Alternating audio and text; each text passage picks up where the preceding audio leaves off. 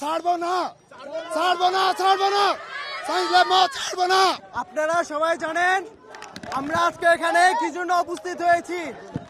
আপনারা জানেন আমার ভাই আজকে রক্তে রঞ্জিত হয়েছে। আমরা যে 9 দফা দিয়েছি, 9 দফার 1 দফা যদি না কমপ্লিট হয় আমরা এই রাজপথ ছেড়ে যাব না, যাব না, যাব না।